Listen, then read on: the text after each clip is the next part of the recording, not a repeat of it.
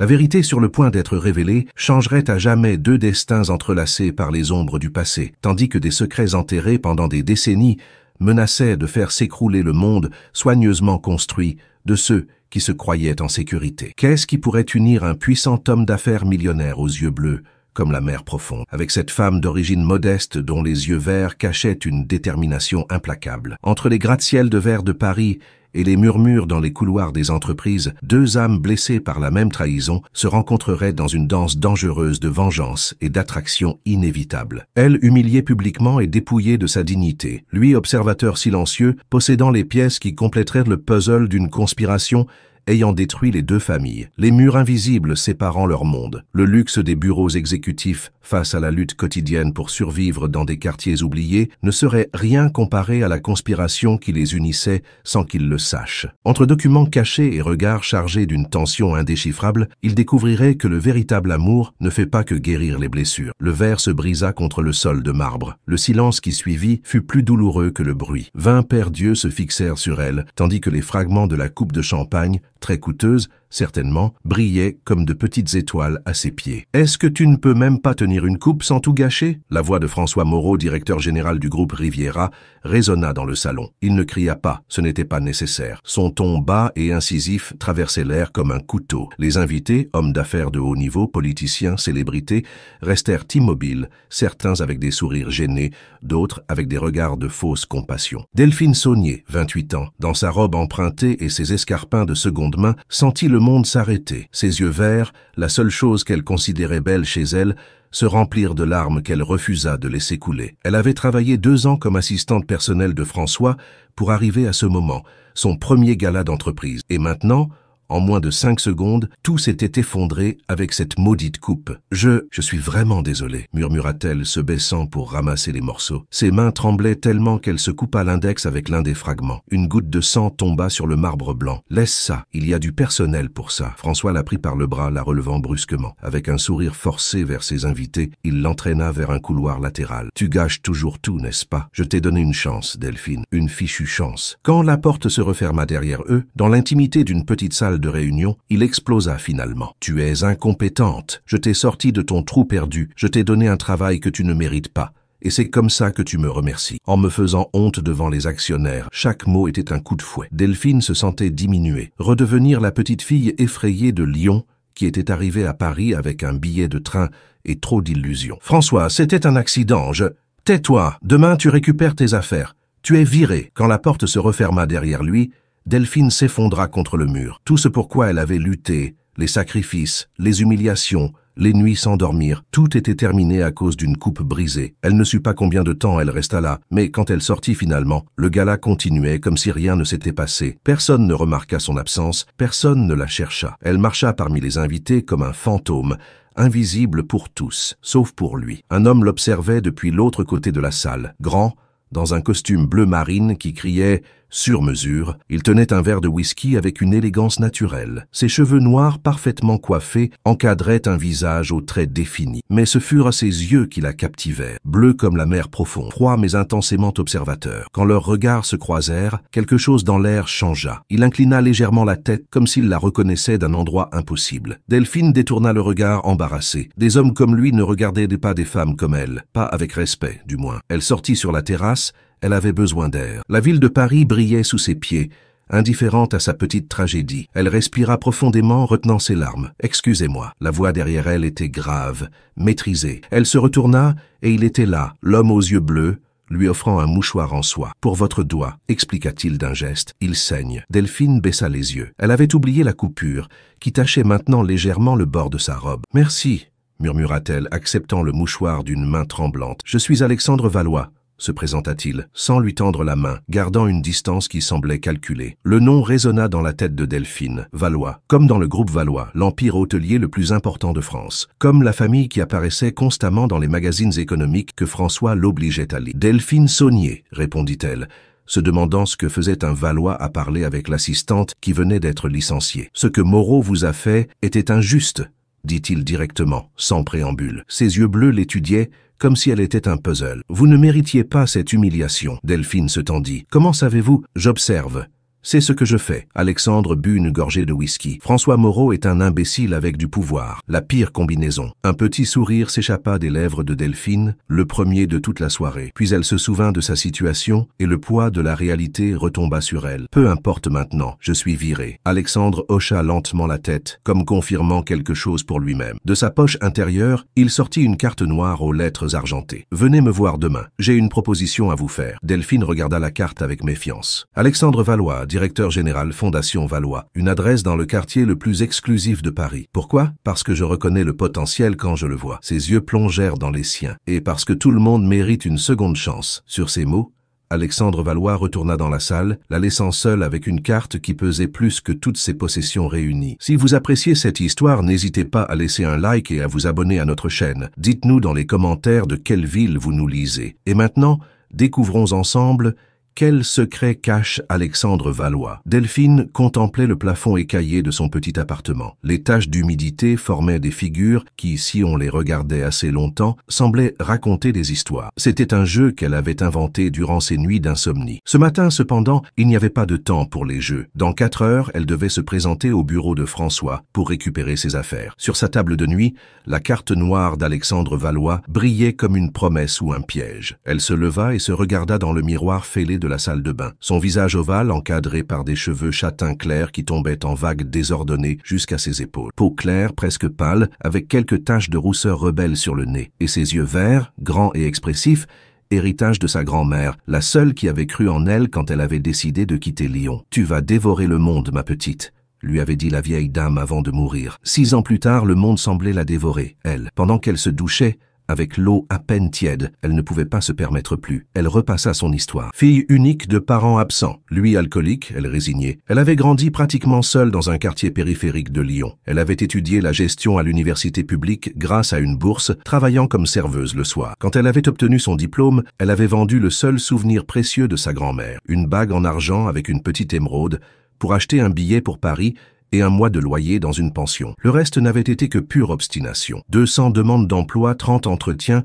jusqu'à ce que François Moreau l'engage comme assistante temporaire. Ce temporaire s'était transformé en 2 ans de travail incessant, d'apprentissage sur le tas, de supporter des humiliations quotidiennes et un salaire qui couvrait à peine ses besoins essentiels. Et maintenant, rien. Après avoir séché ses cheveux et mis le seul tailleur formel qu'elle possédait, un ensemble gris qu'elle avait acheté en solde, elle prit la carte noire et l'étudia à nouveau. Que pourrait vouloir d'elle un homme comme Alexandre Valois? Les hommes puissants voulaient toujours quelque chose, ça, elle l'avait bien appris. Son téléphone sonna avec un message. C'était Lucie, sa seule amie dans la ville, secrétaire à un autre étage du bâtiment où elle travaillait. « Ça va? J'ai entendu ce qui s'est passé. Ce fils de pute de François. Tu veux que je passe chez toi ?» Delphine répondit rapidement. « Ça va? Je vais au bureau récupérer mes affaires. Je t'appelle après. » Mensonge. Elle n'allait pas bien. Elle avait des économies pour 2 mois de loyer, maximum. Après viendrait l'abîme. Elle prit son sac usé et sortit affronter la journée. L'air de mai à Paris était chaud, mais pas étouffant. Elle marcha jusqu'à l'arrêt de bus, chaque pas résonnant avec une question, que ferait-elle maintenant? Les bureaux du groupe Riviera occupaient 10 étages d'un gratte-ciel dans le quartier d'affaires. Delphine entra par la porte principale, où le garde de sécurité la regarda avec un mélange de pitié et de honte. La nouvelle s'était répandue vite. « Je suis désolé, mademoiselle Saunier », murmura l'homme, en lui remettant un badge temporaire. Delphine acquiesça en silence et se dirigea vers l'ascenseur. Quand les portes s'ouvrirent au 18e étage, le silence la frappa. Ses collègues la regardaient du coin de l'œil. Certains baissaient les yeux, d'autres feignaient de travailler. Personne n'osa la saluer. Le bureau de François était vide, avec une boîte en carton sur son ancien bureau. Ses rares possessions étaient déjà emballées. Une petite plante, 2 cadres photos, une tasse qui disait « Le café d'abord ». Les drames après. Ironique. « Tu as 15 minutes pour quitter le bâtiment. » François apparut à la porte dans son impeccable costume italien et son expression de supériorité. « Je m'en vais », répondit Delphine, rangeant la dernière photo, elle avec sa grand-mère, dans la boîte. « Et ne t'avise pas de me citer comme référence. » François s'approcha, envahissant son espace. Son parfum cher lui retourna l'estomac. « Personne n'embauchera une provinciale incompétente comme toi. » Quelque chose se brisa en Delphine. Ce ne fut pas bruyant, pas dramatique. C'était comme quand la glace se rompt sous vos pieds. Un craquement silencieux mais définitif. « Tu sais, François, pendant 2 ans, j'ai cru que le problème, c'était moi. » Sa voix était étrangement calme. « Que je n'étais pas assez intelligente, rapide ou sophistiquée. Mais le problème a toujours été toi. » La surprise sur le visage de François valait chaque seconde d'humiliation précédente. Toi, qui as besoin de piétiner les autres pour te sentir grand. Toi qui voles les idées de tes employés et les présentes comme les tiennes. Delphine prit sa boîte. Toi qui couches avec la femme de ton associé pendant que tu lui voles des millions dans des contrats fantômes. Le visage de François perdit toute couleur. Ce dernier détail, elle l'avait découvert accidentellement en archivant des documents confidentiels. Tu ne sais pas de quoi tu parles, siffla-t-il, regardant nerveusement autour de lui. Bien sûr que si. Comme je sais aussi que tu as falsifié les rapports financiers du dernier trimestre. Delphine se dirigea vers la porte, sentant une liberté qu'elle n'avait jamais expérimentée auparavant. Au revoir, François. Passe la journée que tu mérites. Elle sortit du bureau la tête haute. Ses collègues la regardaient maintenant avec étonnement. Personne n'avait jamais parlé ainsi à François Moreau. Dans le hall, Lucie l'attendait. Elles s'embrassèrent en silence. « Tu as été incroyable », chuchota Lucie. « Tout l'étage t'a entendu par l'intercom. Quelqu'un l'a activé accidentellement. » Delphine sourit malgré les circonstances. « Il me reste la dignité, je suppose. Et maintenant, tu vas faire quoi ?» La carte noire semblait brûler dans la poche de sa veste. « J'ai un entretien. » répondit-elle se surprenant elle-même. Elle dit au revoir à Lucie avec la promesse de l'appeler plus tard et sortit dans la rue. L'immeuble où se trouvait la Fondation Valois était à 20 minutes à pied. Pendant qu'elle marchait avec sa boîte de possession, Delphine repassait mentalement le peu qu'elle savait sur Alexandre Valois. 34 ans, héritier de l'empire hôtelier valois, mère espagnole, père français, éduqué à HEC. Un génie financier selon les magazines. Il avait transformé l'entreprise familiale en la diversifiant vers la technologie et les énergies renouvelables. Célibataire convoité, bien qu'on le voie rarement dans des événements sociaux. Un mystère pour la presse. La Fondation Valois était son projet personnel, une organisation qui soutenait les jeunes entrepreneurs de communautés vulnérables. Mais au-delà de cela, Delphine ne savait rien de l'homme qui lui avait offert une proposition. L'immeuble était impressionnant mais discret, tout en verre et acier aux lignes élégantes. Rien de l'ostentation typique des nouveaux riches comme François. À la réception, une femme d'âge moyen l'accueillit avec un sourire professionnel. « J'ai rendez-vous avec Monsieur Valois », expliqua Delphine, se sentant ridicule avec sa boîte d'objets personnels. « Votre nom ?» Delphine Saunier. La réceptionniste consulta son écran et acquiesça. « On vous attend. Étage 20, dernière porte au fond. » L'ascenseur était silencieux et élégant. Pendant qu'elle montait, Delphine essaya de calmer ses nerfs. Que faisait-elle là? Pourquoi un homme comme Alexandre Valois s'était-il intéressé à elle? Les portes s'ouvrirent directement sur un vestibule minimaliste. Une femme d'une cinquantaine d'années, avec une coupe de cheveux géométrique et des lunettes de designer, l'évalua d'un regard critique. « Mademoiselle Saunier, je suis Catherine Arnaud, assistante exécutive de Monsieur Valois. » Elle ne lui offrit pas la main. « Suivez-moi, s'il vous plaît. » Elle la suivit le long d'un couloir décoré d'art contemporain français jusqu'à une porte en bois sombre. Catherine frappa doucement et entra sans attendre de réponse. « Monsieur, Mademoiselle Saunier est là. Faites-la entrer. » La voix d'Alexandre sonnait différemment de la veille au soir. Plus formelle, plus distante. Le bureau était impressionnant. 3 murs de verre offraient une vue panoramique de Paris. Meubles minimalistes, une bibliothèque avec des centaines de livres qui semblaient réellement lus et un bureau en bois et métal où Alexandre Valois examinait des documents. Il leva les yeux quand elle entra. Ses yeux bleus semblaient plus intenses à la lumière du jour. « Delphine, merci d'être venue. » Il se leva et lui indiqua un siège face à son bureau. « Un café ? » « Non. Merci, répondit-elle, posant sa boîte au sol et essayant de paraître plus confiante qu'elle ne l'était. « Je vois que vous avez déjà récupéré vos affaires du groupe Riviera. » Delphine acquiesça. « Comme vous l'avez dit hier soir, je suis virée. Tutoyez-moi, s'il vous plaît. » Alexandre se rassit. « Eh oui, vous l'êtes, ce qui est parfait pour ce que je veux vous proposer. » Il l'étudia en silence pendant quelques secondes qui parurent éternelles. « Que savez-vous de la Fondation Valois? » « Elle soutient les entrepreneurs des communautés vulnérables. » répondit-elle, récitant ce qu'elle avait lu en ligne. « C'est une partie de ce que nous faisons, oui. » Alexandre joignit les mains sur le bureau. « La véritable mission est plus complexe. Nous identifions des entreprises à potentiel, mais gérées par, disons, des personnes éthiquement discutables. Nous investissons en elles, identifions leurs faiblesses et éventuellement les transformons ou les éliminons. » Delphine fronça les sourcils. « Vous éliminez des entreprises? Nous éliminons la corruption en leur sein. » Alexandre s'adossa à son fauteuil. « Le groupe Riviera est sur notre liste depuis longtemps. François Moreau a détourné des fonds,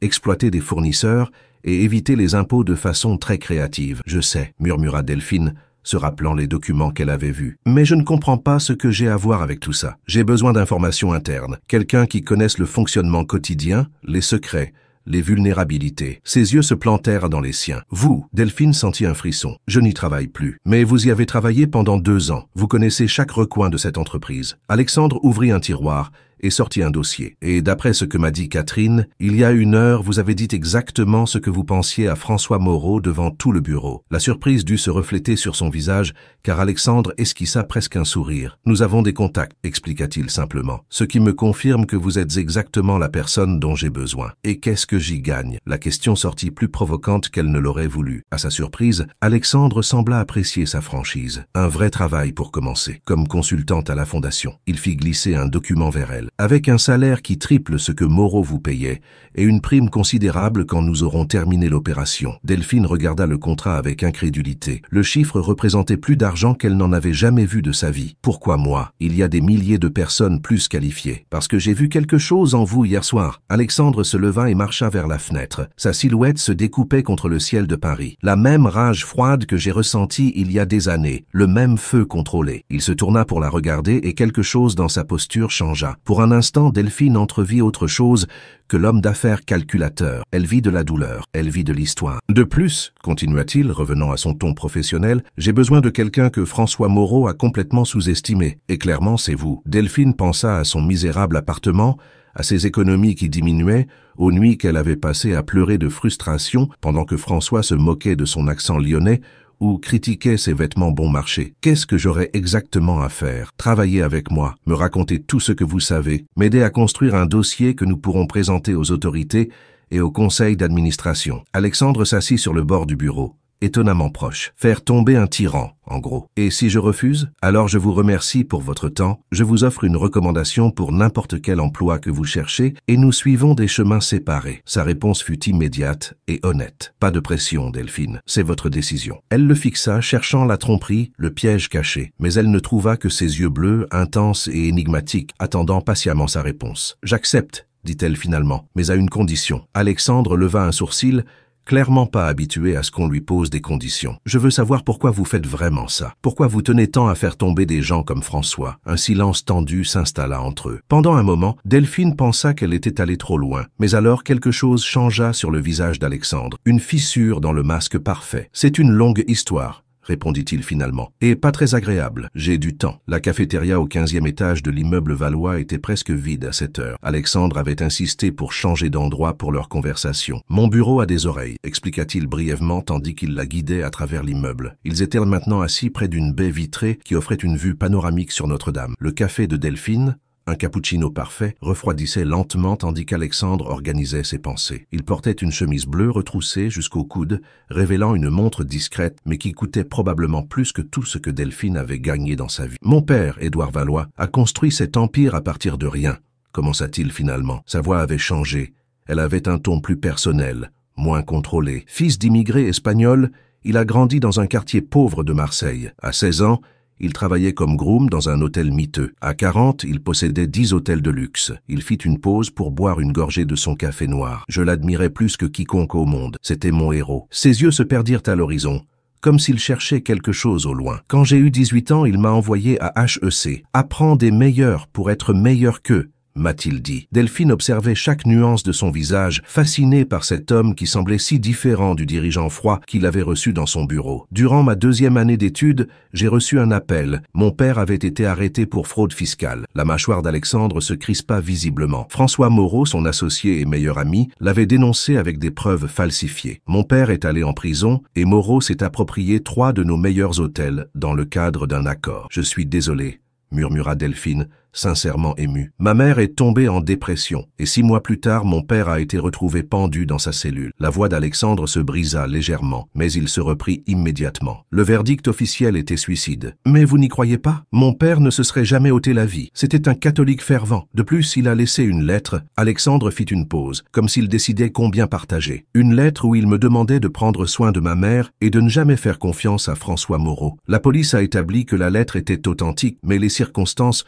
ne m'ont jamais convaincu. Delphine essaya d'imaginer le jeune Alexandre recevant cette nouvelle, seul dans un pays étranger, avec son monde s'écroulant à des kilomètres de distance. Qu'avez-vous fait alors? La seule chose que je pouvais faire. J'ai terminé mes études en un temps record, je suis revenu en France et j'ai lutté pour ce qui restait de l'empire de mon père. Alexandre la regarda directement. Ma mère est morte 1 an après, cancer en phase terminale. Au fond, je crois que c'était de chagrin. Et depuis lors, vous poursuivez Moreau, conclut Delphine, comprenant enfin. Pas seulement lui, tous ceux qui lui ressemblent. Alexandre se pencha en avant. Les hôtels ne sont que la façade. La fondation est ma véritable mission. Nous identifions des entrepreneurs corrompus.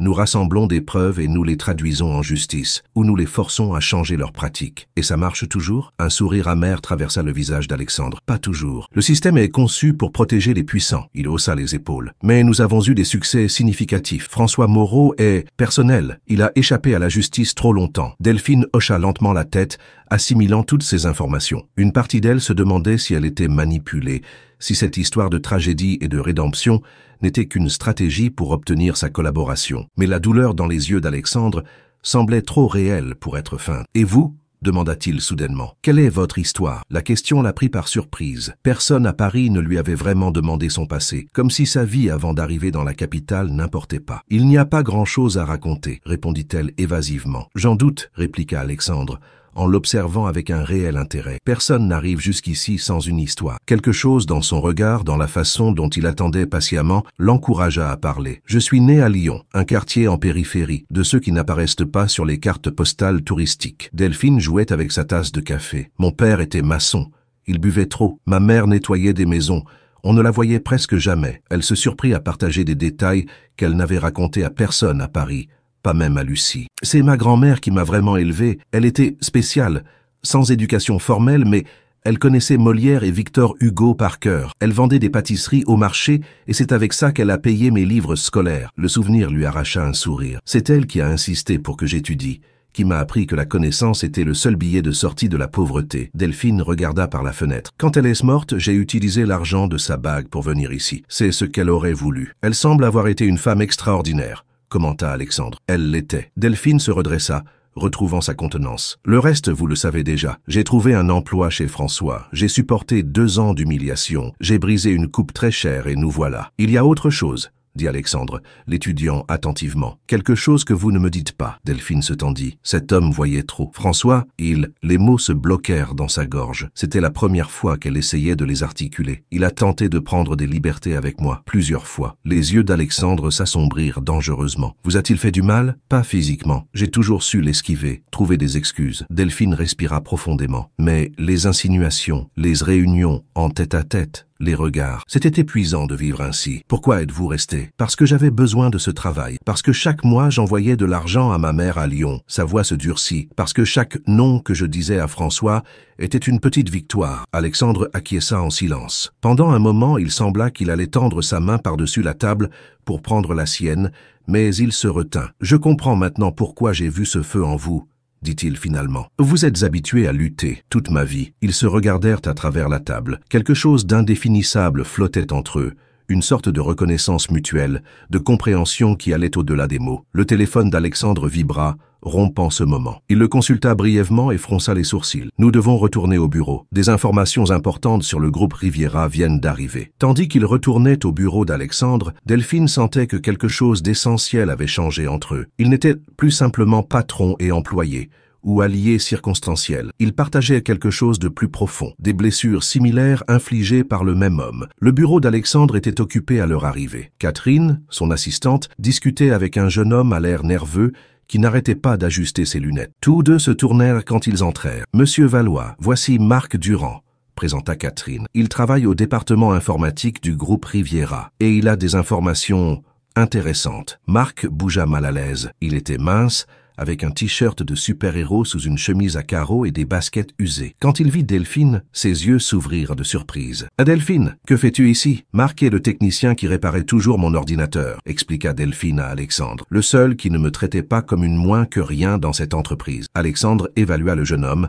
avec un intérêt renouvelé. « Asseyez-vous, je vous prie. Un café, monsieur Durand. »« Non, merci, je suis déjà assez nerveux comme ça, » répondit Marc, essayant de sourire. Une fois installé, Alexandre alla droit au but. « Catherine me dit que vous avez des preuves d'activités illicites au groupe Riviera. » Marc acquiesça, sortant une clé USB de sa poche. « Il y a 3 mois, François m'a demandé d'installer un logiciel spécial sur le réseau de l'entreprise. » Sa voix était basse mais claire. « Il m'a dit que c'était pour surveiller la productivité. Il mentait. C'était un programme pour intercepter des courriels et manipuler des registres comptables. » Delphine retint son souffle. C'était bien plus grave que ce qu'elle avait imaginé. « En tant qu'administrateur système, j'ai accès à toutes les activités. continua Marc.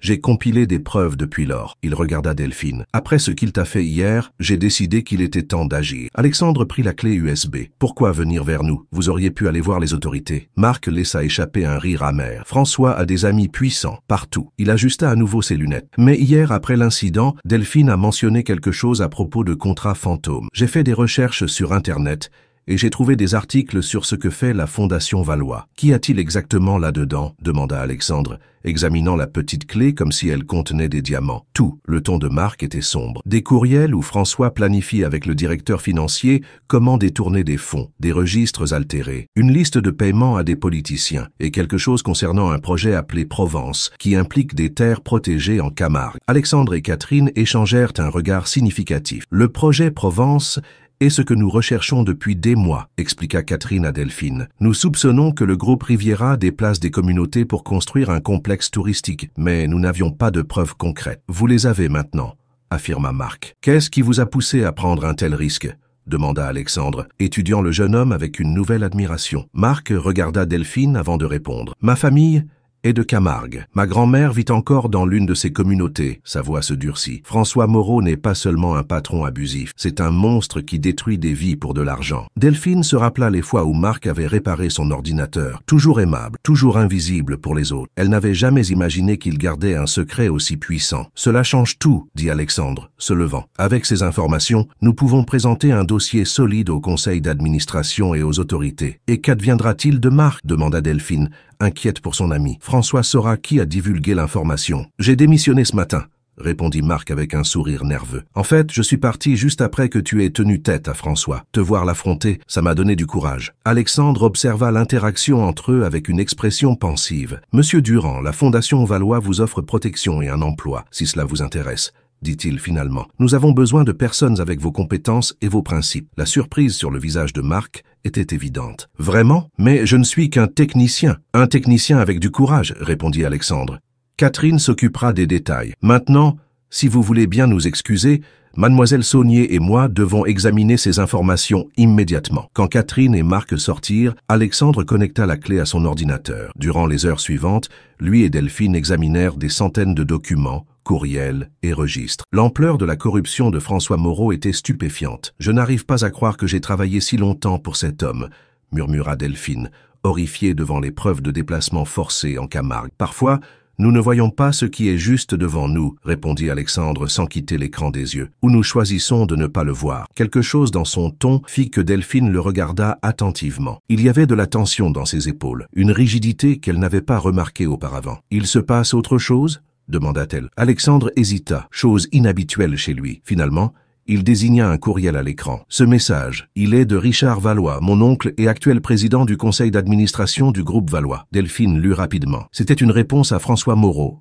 approuvant des fonds pour le projet Provence. Le courriel se terminait par « Édouard n'aurait jamais approuvé cela, mais Édouard n'est plus là, n'est-ce pas? Et nous devons tous nous adapter au temps nouveau. Ton oncle est impliqué? Il semblerait que oui. » La voix d'Alexandre était maîtrisée, mais Delphine pouvait sentir la tempête sous la surface. « Il a toujours pensé que mon père était trop idéaliste. Après sa mort, il a essayé de me convaincre de tout vendre et d'investir dans des activités plus lucratives. Que vas-tu faire maintenant ?» Alexandre se leva et marcha jusqu'à la fenêtre, lui tournant le dos. Le crépuscule teintait la ville d'orange et de rouge, comme si Paris brûlait dans un incendie silencieux. « Ce que je dois faire. Je présenterai ces preuves devant le conseil et les autorités. » Il se tourna pour la regarder, et ses yeux bleus brillaient de détermination, même si cela signifie affronter ma propre famille. Delphine sentit une impulsion inexplicable de se lever et de s'approcher de lui dire qu'il n'était pas seul, mais elle se retint. Ce n'était ni le moment, ni le lieu. « Il y a autre chose, » continua Alexandre, revenant au bureau. « J'ai trouvé ton nom dans plusieurs courriels. » « Mon nom ?» Delphine se tendit. « Pourquoi ?»« François a écrit aux ressources humaines le jour où il t'a embauché. » Alexandre lui montra le message. « Il a spécifiquement demandé qu'on t'assigne à son département. Il t'avait dans le collimateur depuis le début. » Delphine sentit un frisson. « Mais ça n'a aucun sens, il ne me connaissait même pas. » « Je n'en suis pas si sûr. » Alexandre ouvrit un autre fichier. « Voici ton dossier dans l'entreprise. Il y a des notes sur ta famille à Lyon, ta bourse universitaire, même l'adresse de la pension où tu as logé en arrivant à Paris. C'est perturbant. François ne laisse rien au hasard, dit Alexandre, fermant l'ordinateur. La question est, pourquoi s'intéressait-il tant à toi? Delphine essaya de trouver une explication logique mais n'y parvint pas. Sa vie à Lyon avait été complètement ordinaire. Elle n'avait ni relation, ni argent, ni influence. Elle n'était personne. Peut-être que je suis simplement son type, suggéra-t-elle avec amertume. Ou peut-être qu'il y a autre chose, répondit Alexandre pensif. Quelque chose que tu ignores toi-même. Ils se regardèrent en silence, conscients qu'ils s'aventuraient dans des eaux plus profondes et plus sombres qu'ils ne l'avaient imaginé. Le bureau s'était assombri avec la tombée de la nuit et seule la lumière de l'ordinateur éclairait leur visage. Il est tard, dit finalement Alexandre. Nous devrions continuer demain. Delphine acquiesça, soudainement consciente de la fatigue qu'elle ressentait. Ça avait été une journée extraordinairement longue. Où habites-tu? Demanda Alexandre tandis qu'ils rassemblaient leurs affaires. Dans le quartier de Belleville, répondit-elle. Ce n'est pas le quartier le plus élégant, mais c'est dangereux à cette heure, l'interrompit-il. Mon chauffeur te conduira. Ce n'est pas nécessaire, je peux prendre le métro. Alexandre la regarda avec un mélange d'exaspération et de quelque chose qui ressemblait presque à de la tendresse. Delphine, il y a un homme d'affaires corrompu avec des connexions politiques qui sait probablement déjà que tu travailles avec moi. Son ton n'admettait pas de discussion. À partir de maintenant, mon chauffeur te conduira et te ramènera tous les jours. Et demain, nous parlerons de changer ton domicile pour un endroit plus sûr. Elle voulut protester, défendre son indépendance, mais elle savait qu'il avait raison. La situation avait radicalement changé. D'accord, céda-t-elle. Merci. Tandis que l'élégante voiture noire d'Alexandre la conduisait à travers la ville nocturne, Delphine contemplait le reflet des lumières dans les vitres. En une seule journée, sa vie avait pris un tournant complet. Elle avait perdu un emploi, et en avait trouvé un autre. Elle avait découvert une conspiration impliquant des personnes puissantes, et elle avait rencontré un homme qui éveillait en elle des sentiments confus et contradictoires. Pouvait-elle vraiment faire confiance à Alexandre Valois, ou se laissait-elle emporter par une autre illusion, comme tant de fois auparavant? La voiture s'arrêta devant son immeuble. Le chauffeur, un homme âgé et discret, lui ouvrit la portière. « Bonne nuit, mademoiselle Saunier. Monsieur Valois m'a demandé de vous remettre ceci. » Il lui tendit une enveloppe blanche. À l'intérieur, il y avait une carte d'accès et une note manuscrite. Pour l'immeuble, commence à 8 C. Repose-toi. Ah. Delphine sourit malgré elle. Directe, efficace et laconique, tout comme lui. Elle monta les 4 étages à pied, comme toujours. En ouvrant la porte de son petit appartement, la familiarité la frappa. Le même canapé usé, la table bancale, les murs décolorés. Mais elle n'était plus la même Delphine qui était sortie ce matin. Son téléphone vibra avec un message de Lucie. « Ça va? Je m'inquiète. Comment s'est passé cet entretien mystérieux ?» Delphine regarda la carte d'accès dans sa main. Comment expliquer tout ce qui s'était passé? Comment résumer une journée qui avait changé le cours de sa vie? « Ça va. J'ai trouvé un nouveau travail. Je te raconterai tout demain. » Elle se laissa tomber sur le lit sans se déshabiller, épuisée, mais l'esprit en ébullition. Les images de la journée se mélangeaient dans sa tête. François lui criant dessus, Alexandre lui offrant un mouchoir, Marc et sa clé USB pleine de secrets, les yeux bleus d'Alexandre brillant de détermination contre le crépuscule. Ses yeux furent la dernière chose qu'elle vit avant de s'endormir. Les jours suivants passèrent dans un tourbillon d'activités. L'appartement de Delphine fut laissé derrière, remplacé par un loft sécurisé fourni par la Fondation Valois dans un immeuble surveillé près du bureau. Les protestations de Delphine, c'est trop luxueux, furent ignorés par Alexandre, qui insista sur le fait que c'était une mesure de sécurité, pas un privilège. Son nouveau travail s'avéra être bien plus complexe qu'elle ne l'avait imaginé. Avec Marc et une équipe d'avocats, de financiers et d'analystes, elle travaillait sans relâche pour construire un dossier solide contre François Moreau et ses complices, y compris Richard Valois, l'oncle d'Alexandre. Nous devons nous assurer que chaque accusation est étayée par des preuves irréfutables, expliquait Catherine durant les réunions stratégiques. Ces personnes ont les ressources pour se défendre avec les meilleurs avocats du pays. À la surprise de Delphine, elle découvrit qu'elle avait un talent naturel pour ce travail. Ses 2 années comme assistante de François lui avaient fourni une connaissance approfondie des procédures internes du groupe Riviera, information qui s'avéra inestimable. « Tu es bien plus intelligente que François ne le croyait », lui dit Alexandre un après-midi, alors qu'ils examinaient des documents comptables. Ça a été sa plus grande erreur, te sous-estimer. Le compliment la fit rougir, ce qui arrivait fréquemment en présence d'Alexandre. Malgré l'intensité du travail et la gravité de la situation, Delphine se trouvait de plus en plus consciente de lui, de l'arôme de son parfum discret quand il se penchait au-dessus de son épaule pour indiquer quelque chose sur l'écran, de la façon dont ses doigts tapotaient rythmiquement quand il réfléchissait, de la manière dont ses yeux s'illuminaient quand il trouvait une nouvelle pièce du puzzle. Et le plus déconcertant, elle sentait qu'il était également conscient d'elle, ses regards soutenus une seconde de plus que nécessaire, ses conversations qui dérivaient vers le personnel quand il restait travailler tard, ses tasses de café qui apparaissaient mystérieusement sur son bureau exactement comme elle les aimait, avec du lait et sans sucre. Un soir, alors que l'équipe célébrait une avancée importante, Marc s'approcha d'elle avec un sourire entendu. « Alors, toi et le patron ?»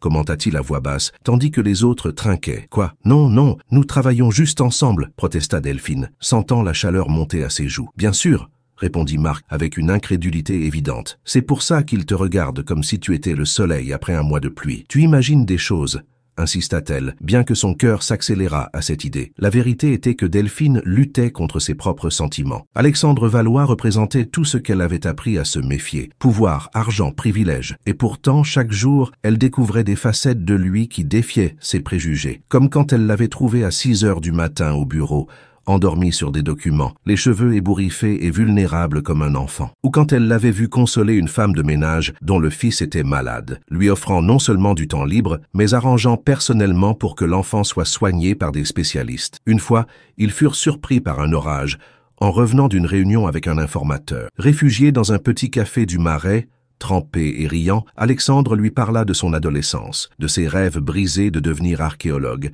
de son amour pour la poésie de Victor Hugo. « C'est mon père voulait que j'étudie les affaires », lui expliqua-t-il, tandis qu'il partageait une assiette de madeleine. « En bon fils obéissant, je l'ai fait, mais j'ai toujours gardé ma passion en secret. J'ai une collection d'objets d'art antiques qui ferait pleurer n'importe quel conservateur de musée. Ces moments d'intimité inattendus rendaient de plus en plus difficile le maintien des distances professionnelles. Cependant, il y avait des ombres. Occasionnellement, Alexandre prenait ses distances sans explication, devenant froid et professionnel soudainement, comme s'il se rappelait qu'il devait maintenir des barrières. Et puis il y avait le mystère persistant. Pourquoi François Moreau s'était-il tant intéressé à Delphine spécifiquement? La réponse arriva un mercredi pluvieux, 3 semaines après qu'elle eut commencé à travailler à la Fondation. Delphine était seule au bureau, révisant d'anciens dossiers du groupe Riviera, quand elle trouva un dossier simplement marqué « ES ». Lyon, 1995. À l'intérieur, il y avait des coupures de journaux jaunis sur un incendie dans une usine textile. Plusieurs personnes étaient mortes,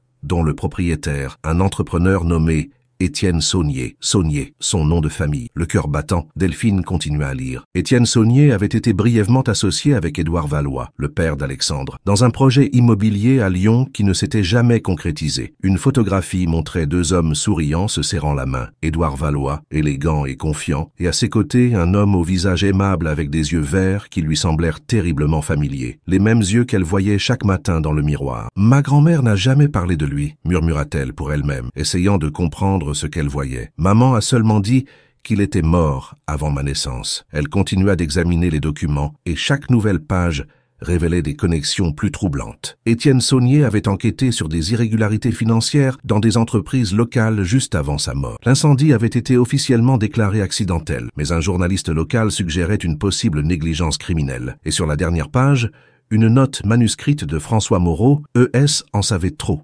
EV, suspect. Situation contenue, mais surveiller la famille. Delphine eut la nausée. Son grand-père n'était pas mort dans un accident. Il avait été assassiné. Et François Moreau était impliqué. Était-ce pour cela qu'il l'avait embauché? Pour la garder sous surveillance? Ou y avait-il autre chose? Delphine. La voix d'Alexandre la fit sursauter. Il était à la porte, trempé par la pluie, avec une expression indéchiffrable. « Depuis combien de temps es-tu là ?»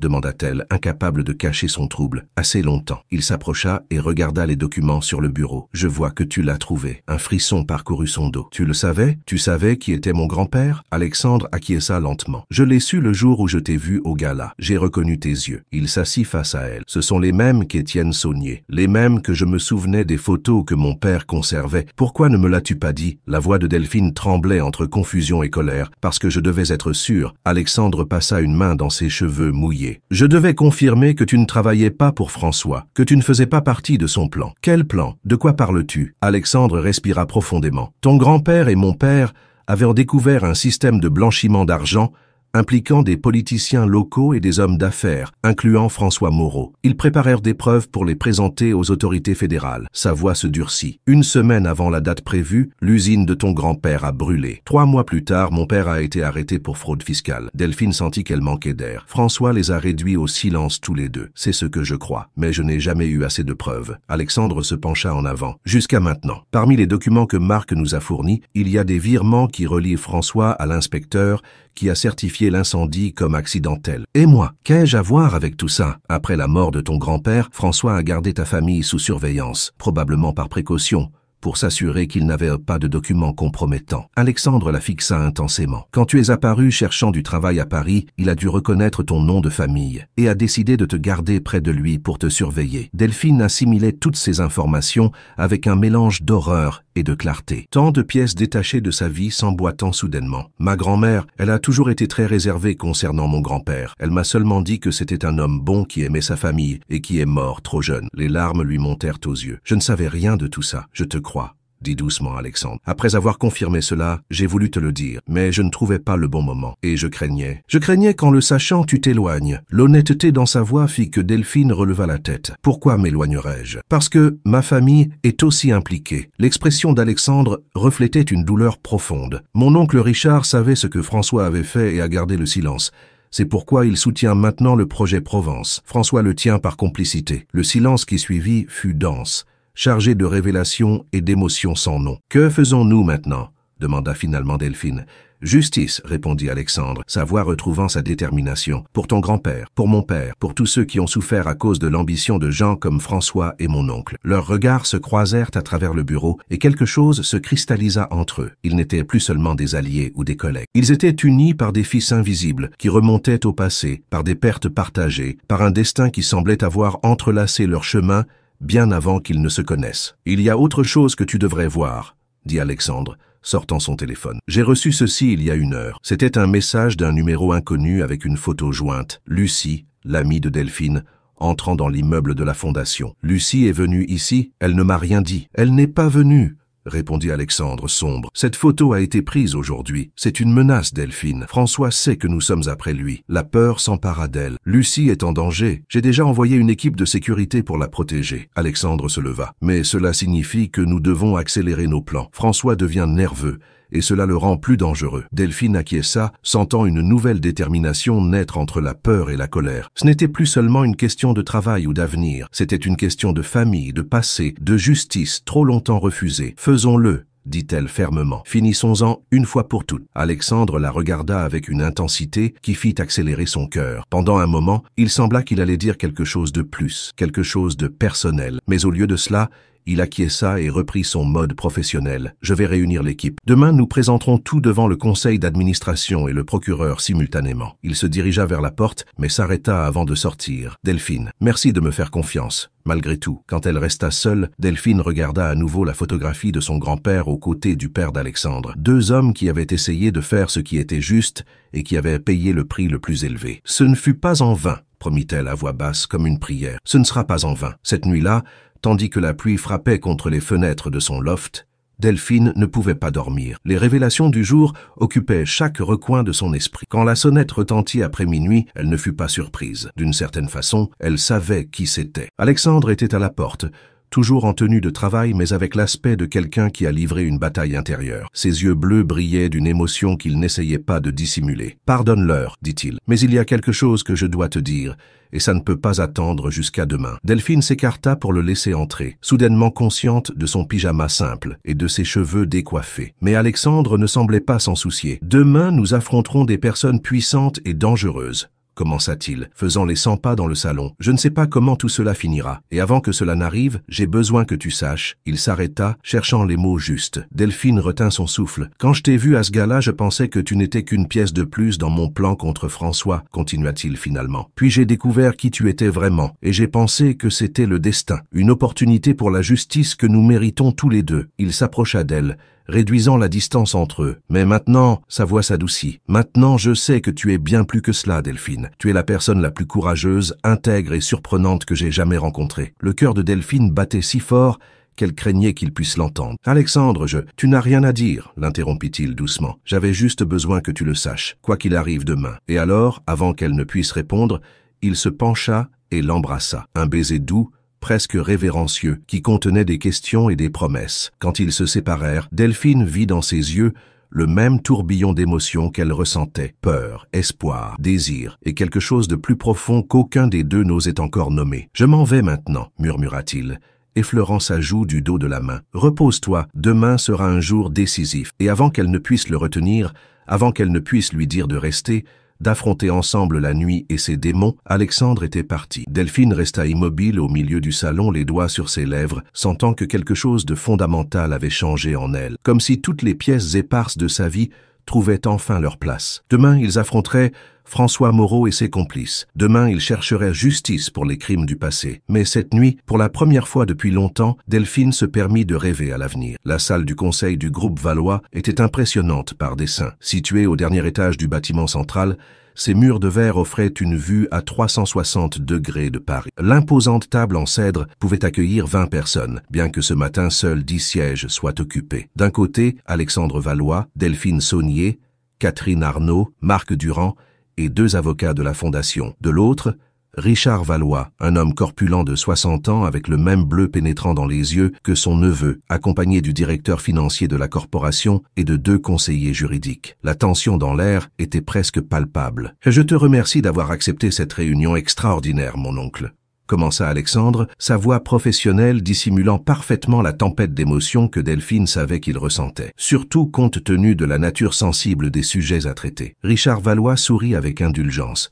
J'ai toujours du temps pour les découvertes dramatiques de mon neveu préféré. Son regard se posa brièvement sur Delphine. Bien que je doive admettre que ton choix de collaborateur me surprend. Le ton condescendant fit que Delphine se tendit, mais elle maintint une expression neutre. Alexandre l'avait prévenu qu'ils essaièrent de la provoquer, de la discréditer. Elle ne leur donnerait pas cette satisfaction. Mademoiselle Saunier est une consultante clé dans notre enquête, répondit Alexandre sans s'émouvoir, et elle a un intérêt personnel dans cette affaire. Richard se renversa dans son fauteuil, l'étudiant avec plus d'attention. Saunier, ah je vois, la petite fille d'Étienne Saunier. Un sourire calculateur apparut sur son visage. Quelle coïncidence si opportune. Ce n'est pas une coïncidence, mon oncle, intervint Alexandre, activant le projecteur. Et c'est précisément ce dont nous sommes ici pour discuter. La première image qui apparut à l'écran était la photographie d'Étienne Saunier et Édouard Valois se serrant la main. Delphine remarqua comment Richard se raidit légèrement. Mon père et le grand-père de mademoiselle Saunier n'étaient pas seulement des partenaires commerciaux, continua Alexandre. Ils enquêtaient sur un système de blanchiment d'argent impliquant plusieurs entreprises de la région, incluant le groupe Riviera. Les diapositives suivantes montrèrent des documents, des virements bancaires et des courriels qui formaient un schéma clair d'activités illicites. À chaque nouvelle preuve, le visage de Richard Valois se durcissait davantage. « Où veux-tu en venir avec tout cela, Alexandre » demanda-t-il finalement, son ton soigneusement maîtrisé. « À la vérité » répondit Alexandre, projetant maintenant le rapport de l'incendie de l'usine. Un incendie qui n'était pas accidentel, une fraude fiscale qui n'a jamais existé, 2 hommes innocents qui sont morts pour avoir découvert trop de choses. Richard regarda ses avocats, qui restaient impassibles. Ce sont des accusations très sérieuses, et franchement, peu crédibles. Des documents anciens qui pourraient avoir été manipulés, des théories conspirationnistes sur des incendies vieux de décennies. Il fit un geste méprisant. Que va-t-il suivre? Tu vas me dire que François Moreau est le méchant de cette histoire fantaisiste? En fait, intervint Delphine, parlant pour la première fois, nous avons des preuves récentes qui relient tous ces événements. Sur un signe d'Alexandre,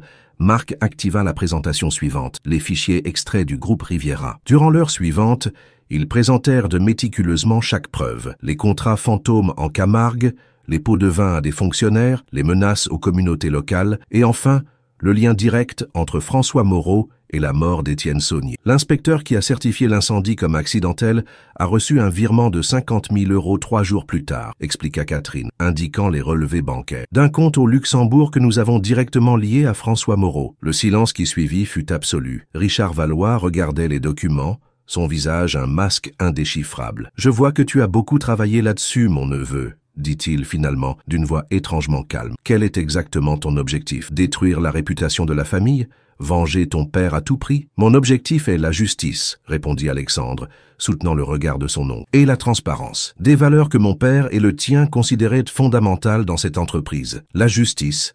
Richard laissa échapper un rire amer. La justice ne construit pas d'empire, Alexandre. Le monde réel fonctionne avec des compromis. Avec des meurtres, interrompit Delphine, incapable de se contenir davantage. Avec des déplacements forcés de communautés, c'est ça le monde réel pour vous, monsieur Valois. Les yeux de Richard se fixèrent sur elle, froids et calculateurs. Mademoiselle Saunier, je comprends votre douleur. Perdre un être cher est terrible, et chercher des coupables est naturel. Son ton condescendant cachait à peine son mépris. Mais vous laissez manipuler par mon neveu, qui a clairement ses propres motivations personnelles. Personne ne me manipule, répondit Delphine avec fermeté. J'ai vu les documents de mes propres yeux. J'ai fait les connexions moi-même. Mon grand-père est mort pour avoir fait ce qui était juste, tout comme le père d'Alexandre. Richard l'étudia un moment, comme s'il reconsidérait sa stratégie. Très bien, supposons que tout ceci soit vrai. Il se tourna vers Alexandre. Que proposes-tu exactement? Porter ces accusations aux autorités? Détruire le groupe Riviera et, au passage, nuire irréparablement au groupe Valois? Nous avons déjà contacté le procureur, intervint l'un des avocats d'Alexandre. Ils sont prêts à agir avec un mandat d'arrêt contre François Moreau et d'autres impliqués. Ils n'attendent que notre confirmation. Le visage de Richard perdit toute couleur. Tu commets une terrible erreur, Alexandre. Certaines vérités sont mieux laissées dans le passé, pour le bien de tous. Je ne suis pas d'accord, répondit Alexandre, fermant son dossier. Et si tu n'as vraiment rien à voir avec tout ça, mon oncle, tu n'as rien à craindre. Avant que Richard ne puisse répondre, la porte de la salle s'ouvrit brusquement. François Moreau entra,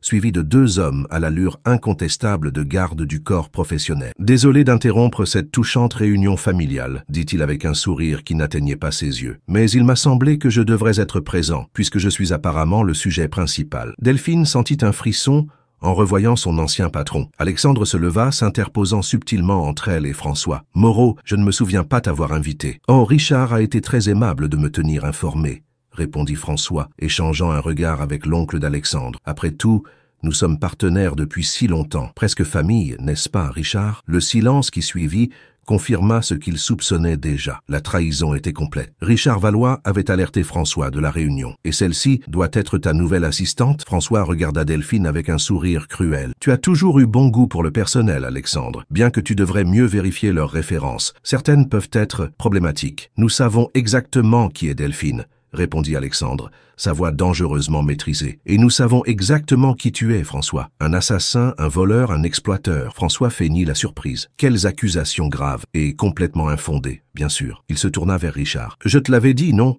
Ton neveu a perdu contact avec la réalité. Tout comme Édouard dans ces derniers jours. La mention de son père fit qu'Alexandre avança d'un pas, mais Catherine l'arrêta d'un regard d'avertissement. « Nous avons toutes les preuves, » dit Marc, désignant les écrans où s'affichaient encore les documents incriminants. Des copies, des sauvegardes, tout sécurisé en plusieurs endroits. François le regarda comme s'il remarquait à peine sa présence. « Ah, le petit traître du département informatique. J'aurais dû te licencier il y a longtemps. » Son sourire s'évanouit. « Croyez-vous vraiment que quelques tableurs et courriels sont suffisants? Contre moi? Contre tout ce que j'ai construit? » « Ce n'est pas ce que tu as construit, François, » intervint Delphine, trouvant une force qu'elle ne se connaissait pas. « C'est ce que tu as volé.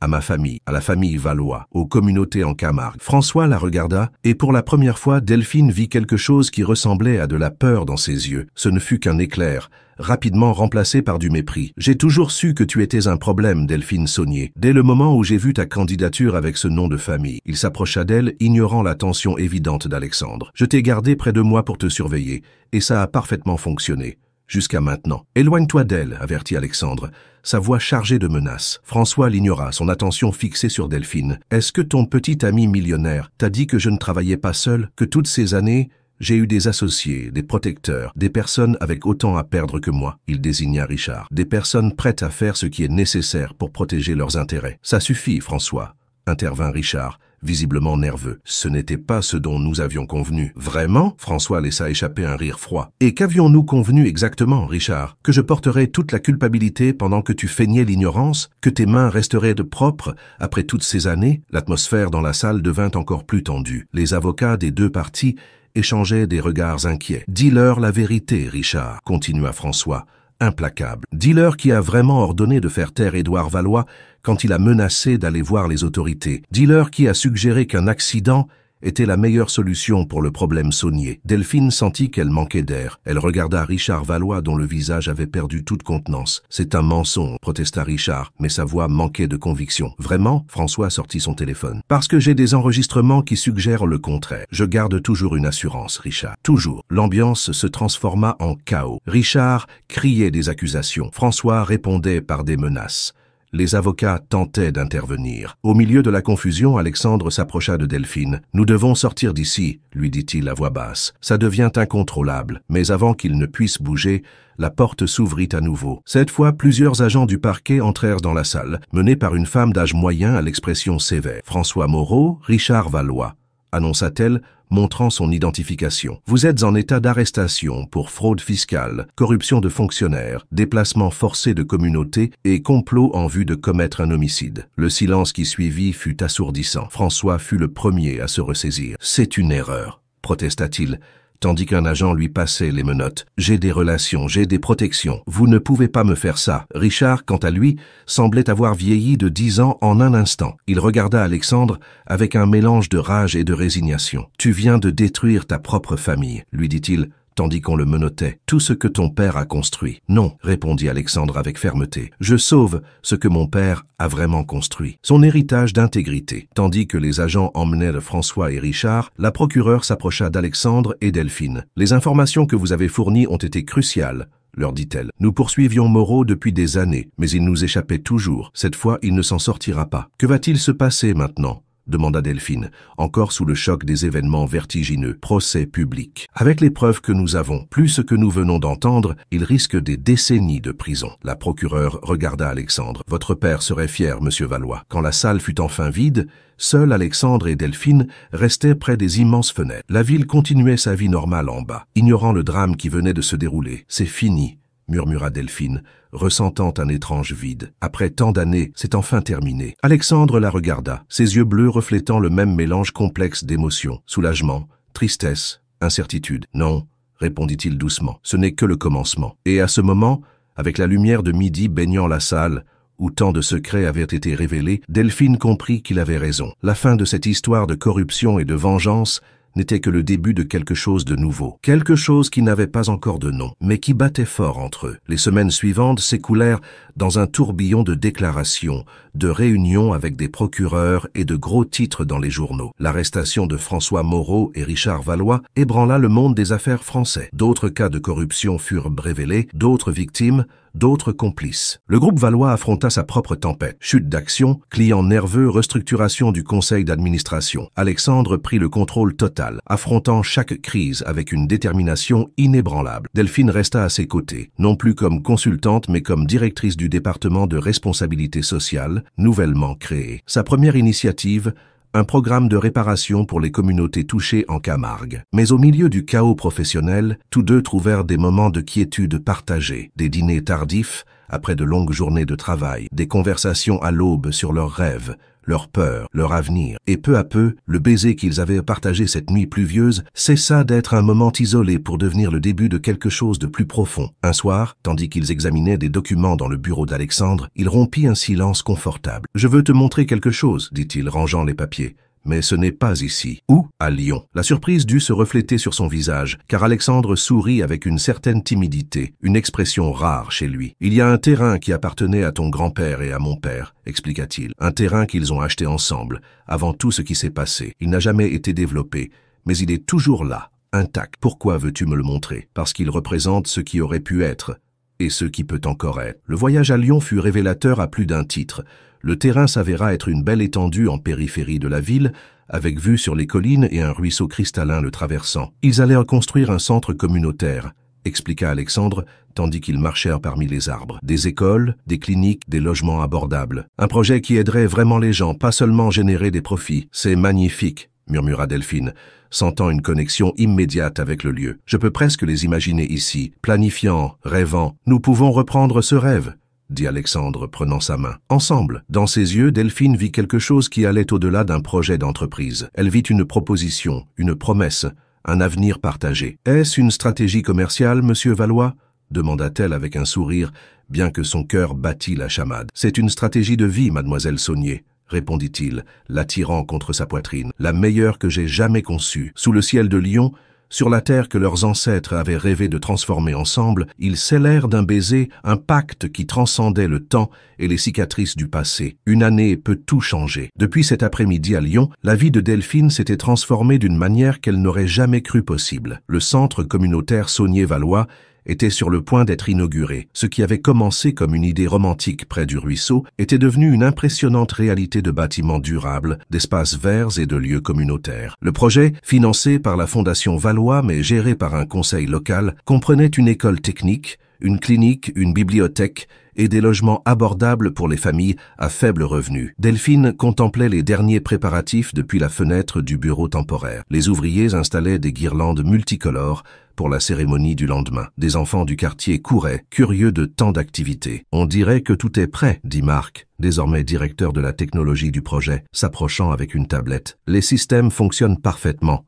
L'Internet par satellite est connecté et les ordinateurs de l'école sont chargés avec tous les programmes éducatifs. Delphine sourit à son ami. Marc avait changé lui aussi. Il n'était plus le technicien nerveux qui ajustait constamment ses lunettes. Maintenant, il dirigeait une équipe, prenait des décisions, avait même commencé à sortir avec Lucie, qui avait rejoint le projet comme coordinatrice administrative. « Ton grand-père serait fier », ajouta Marc, connaissant désormais toute l'histoire familiale de Delphine. « Je l'espère », répondit-elle, sentant le poids familier de la bague à sa main gauche. « Si vous aimez cette histoire d'amour et de rédemption, n'hésitez pas à vous abonner à notre chaîne, laissez un like et partagez avec vos amis. Dites-nous dans les commentaires de quelle ville et de quel pays vous nous lisez et quel type d'histoire vous aimeriez entendre à l'avenir. Votre avis est très important pour nous. Après l'arrestation de François et Richard, Delphine avait voyagé à Lyon pour voir sa mère. La relation, distante pendant des années, commença à guérir quand Delphine découvrit la vérité. Sa mère avait gardé le silence sur le passé pour la protéger. « Ton grand-père était un homme courageux », lui dit-elle ce soir-là, tandis qu'elle partageait un café dans la petite cuisine. « Trop courageux pour son propre bien. Quand il est mort, j'ai décidé de t'éloigner de tout ça. Je ne voulais pas te perdre aussi. » Parmi les possessions que sa mère avait gardées,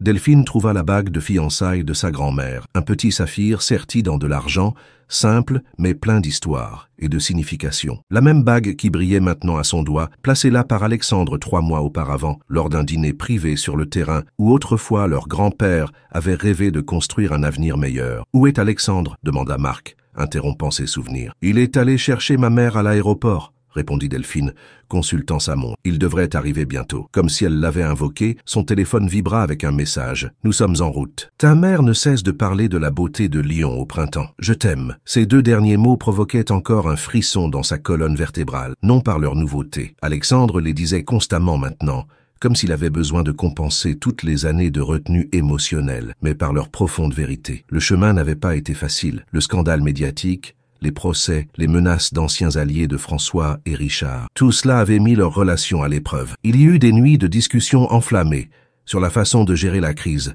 des jours de distance quand la pression devenait insupportable. Mais chaque obstacle, chaque défi semblait seulement les renforcer, comme si l'univers testait la résistance de ce qu'ils avaient construit ensemble. François Moreau avait été condamné à 20 ans de prison pour charges multiples. Richard Valois avait reçu une peine similaire, bien que son âge avancé lui eût permis certains privilèges pénitentiaires. Le groupe Riviera avait été restructuré sous une nouvelle direction, avec de stricts mécanismes de transparence. La justice, reportée pendant tant d'années, était finalement arrivée, et avec elle, la possibilité de guérir. Le groupe Valois, sous la direction d'Alexandre, connut sa propre transformation. L'entreprise devint un leader en pratiques éthiques et durables. Ce qui avait initialement semblé être un désastre financier se révéla être une réinvention réussie que de nombreux concurrents essayaient désormais d'imiter. Delphine rangea son téléphone et se prépara à recevoir les visiteurs. Outre sa mère, plusieurs dignitaires locaux et représentants des communautés assisteraient au dîner précédant l'inauguration officielle. Elle se regarda brièvement dans le miroir du bureau.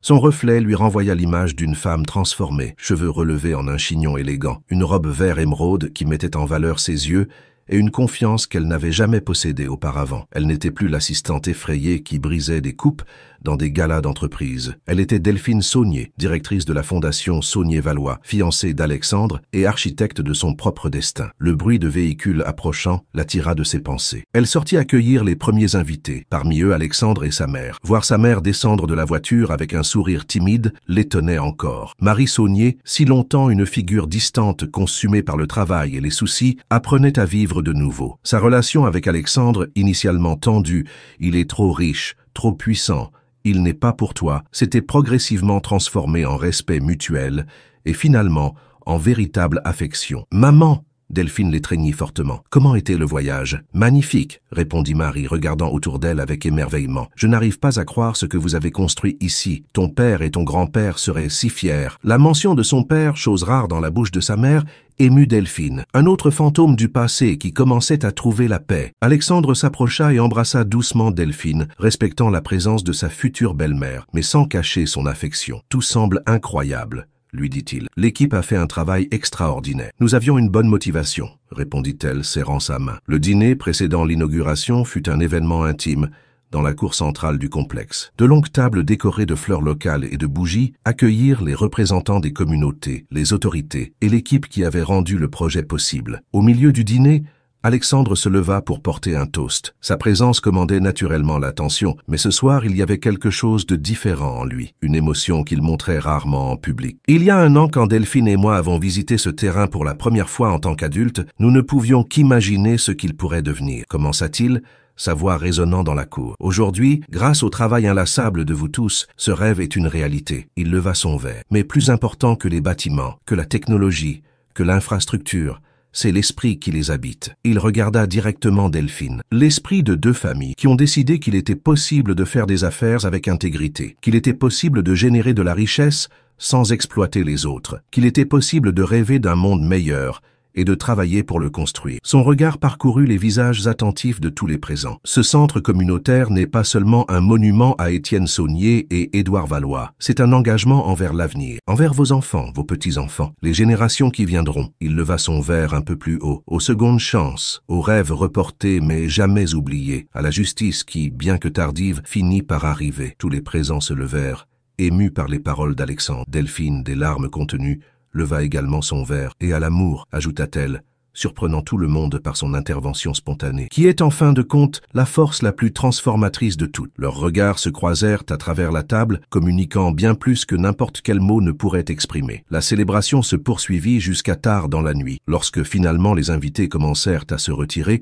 Alexandre prit la main de Delphine. « Je veux te montrer quelque chose », lui dit-il à voix basse. Il la guida à travers le complexe jusqu'à un sentier éclairé par de petites lampes solaires. Le chemin montait doucement jusqu'à une colline proche, d'où l'on pouvait voir tout le centre communautaire brillant sous la lune. Là, en haut, il y avait un petit belvédère en bois avec 2 bancs. Entre eux, une plaque de bronze disait « Pour Étienne et Édouard, rêveurs, visionnaires, amis, leurs graines fleurissent enfin. Ils l'ont installé cet après-midi », expliqua Alexandre. « Je voulais que ce soit une surprise. » Delphine toucha la plaque, sentant la connexion avec son passé et son avenir simultanément. « C'est parfait », murmura-t-elle. Ils s'assirent ensemble, contemplant le panorama. En bas, les lumières du centre créaient des motifs comme des étoiles tombées sur la terre. Au loin, la ville de Lyon scintillait sous le manteau nocturne.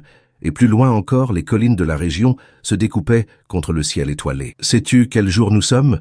demanda Alexandre, entourant ses épaules d'un bras. Delphine acquiesça. « Exactement 1 an depuis notre rencontre à ce gala. La coupe brisée qui a changé nos vies, commenta-t-il avec un sourire. Qui aurait imaginé alors que nous serions ici, dit-elle, s'appuyant contre sa poitrine. Moi, je l'ai imaginé, confessa Alexandre, la surprenant. Pas exactement comme ça, mais quand je t'ai vu cette nuit-là, quelque chose en moi a su que ma vie venait de changer pour toujours. Delphine leva les yeux vers lui. Vraiment, je pensais que tu ne me voyais que comme une partie de ton plan contre François. C'est ce que je me suis dit à moi-même, répondit-il, caressant sa joue. Mais je crois que mon cœur l'a su avant ma tête. Ils s'embrassèrent dessous le ciel étoilé, entourés par l'héritage de leurs ancêtres et la promesse de l'avenir qu'ils construiraient ensemble. 3 mois, chuchota Delphine entre les baisers. Seulement 3 mois jusqu'au mariage. L'attente la plus longue de ma vie, répondit Alexandre avec un sourire. Le grand homme d'affaires Alexandre Valois, impatient, qui l'aurait cru? Pour toi, Delphine Saunier, j'ai appris beaucoup de nouvelles choses. Ses yeux bleus brillaient d'amour et de détermination. La patience, la vulnérabilité, l'espoir. Ils restèrent au belvédère jusqu'à ce que la lune atteigne son zénith, parlant du passé qu'ils avaient surmonté et de l'avenir qui les attendait. Des enfants qui peut-être un jour couraient dans les jardins du centre, des voyages qu'ils feraient ensemble, des nouveaux projets pour étendre le travail de la Fondation à d'autres communautés dans le besoin. Et tandis que la nuit avançait, protégés par les étoiles et l'héritage de leur famille, tous deux ressentirent la même certitude. Ce qui avait commencé comme une histoire de vengeance et de justice s'était transformé en quelque chose de bien plus puissant. Une histoire de rédemption, de seconde chance, d'amour qui transcende la douleur et construit des ponts vers l'avenir. Lorsqu'ils descendirent finalement la colline, main dans la main, ils laissèrent derrière eux les ombres du passé et marchèrent ensemble vers la lumière. Si cette histoire d'amour et de rédemption vous a plu, n'hésitez pas à vous abonner à notre chaîne. Laissez un j'aime et partagez avec vos amis. Dites-nous dans les commentaires de quelle ville et de quel pays vous nous lisez et quel type d'histoire vous aimeriez découvrir à l'avenir. Votre avis est très important pour nous. À bientôt.